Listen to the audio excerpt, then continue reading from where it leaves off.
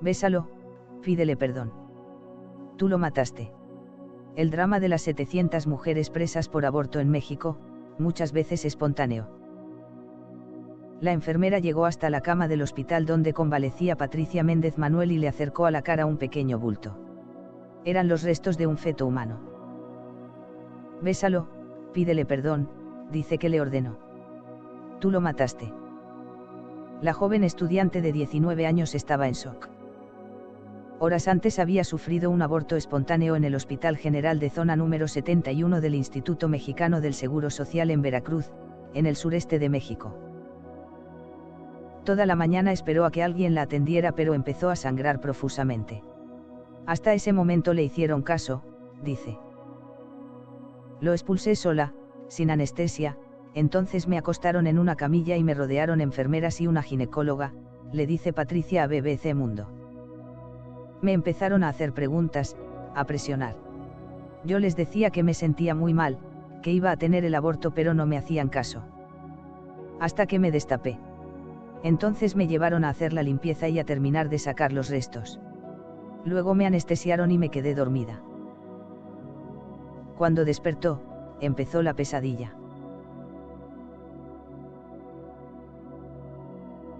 Patricia asegura que no sabía que estaba embarazada. 3 meses antes, en diciembre de 2014, los médicos de la Clínica 61 del IMSS le diagnosticaron gastritis. Durante un mes tomó la medicina que le recetaron, pero en realidad las molestias eran por el embarazo. Y los medicamentos estaban contraindicados para mujeres en esa circunstancia. En marzo de 2015, volvió a la clínica porque tenía un fuerte dolor de estómago, aunque en realidad era un aborto en proceso. De allí fue enviada al Hospital General. Yo me acababa de enterar que estaba embarazada, creí que tenía a lo mucho un mes, pero dijeron que estaba en el segundo trimestre, recuerda. Las enfermeras me empezaron a decir que cómo lo había hecho, que había matado a mi propio hijo, pero yo no entendía lo que estaba pasando. Una enfermera llegó con una hoja y me ordenó que firmara, pero no sabía lo que era. Entonces me dijo, si ya sabes lo que hiciste, fue lo peor. Me agarraron la mano y me hicieron firmar. Los funcionarios del hospital la denunciaron ante la Fiscalía General de Justicia de Veracruz. La chica fue acusada de aborto inducido, un delito grave en el Código Penal del Estado. BBC Mundo solicitó a la delegación del IMSS en ese estado su versión ante a las acusaciones de Méndez Manuel. La posición oficial fue: la respuesta es un comunicado donde se informa que el caso está en proceso de investigación interna con la intención de que se llegue al fondo y se deslinden responsabilidades. En el Seguro Social, somos respetuosos de las leyes y de las instituciones, y en este sentido, se invita a la señora Marta Patricia, para que acuda ante la instancia interna del instituto y pueda reclamar e interponga su queja, añade el documento. Hasta el momento, no se tienen antecedentes de que haya presentado inconformidad ante el IMSS. Aunque Patricia asegura que la interrupción del embarazo no fue culpa suya, de todas formas enfrentó un proceso judicial. Es algo que se repite en muchas partes del país.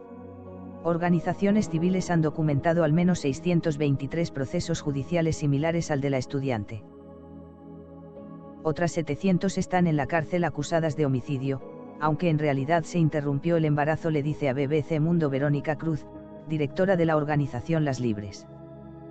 Más del 70% tiene que ver con abortos espontáneos, pero están criminalizadas por homicidio en razón de parentesco, un delito que tiene una pena mayor, explica.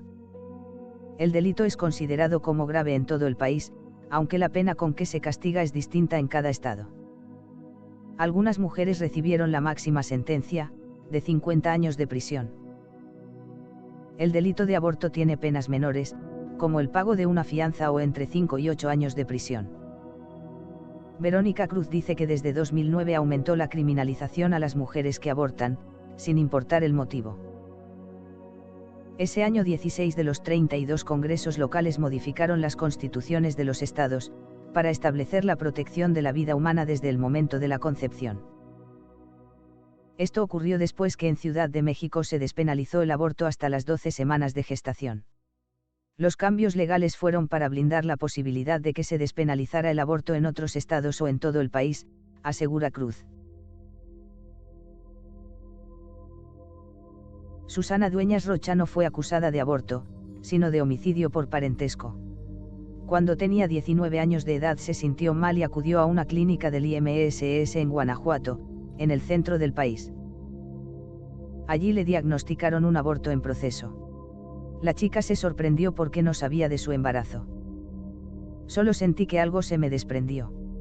En el seguro me dijeron que me iban a denunciar porque había tenido un bebé, pero no era eso, le dice a BBC Mundo. Susana fue detenida con la acusación de homicidio en razón de parentesco.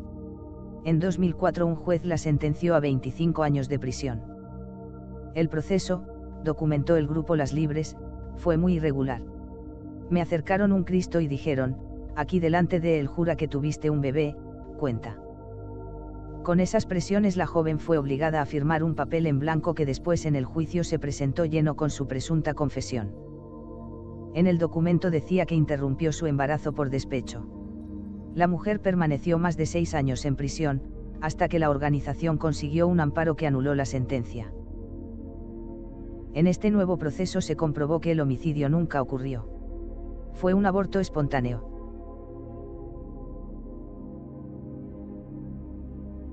Pero además del encarcelamiento o los procesos judiciales, las mujeres acusadas de aborto padecen un fuerte estigma social. Susana cuenta que en la prisión me decían que era asesina, que maté a mi hijo. Ya ni los perros hacen lo que tú. Salir de la cárcel no la liberó del acoso. La gente me señalaba, me decía groserías.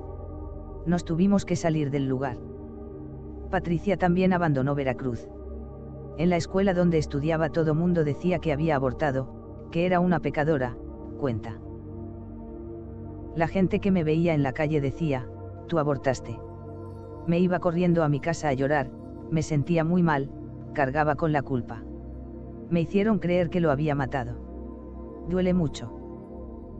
Las Libres y algunos académicos presentaron el caso de Patricia que sigue en proceso en la Suprema Corte de Justicia de la Nación.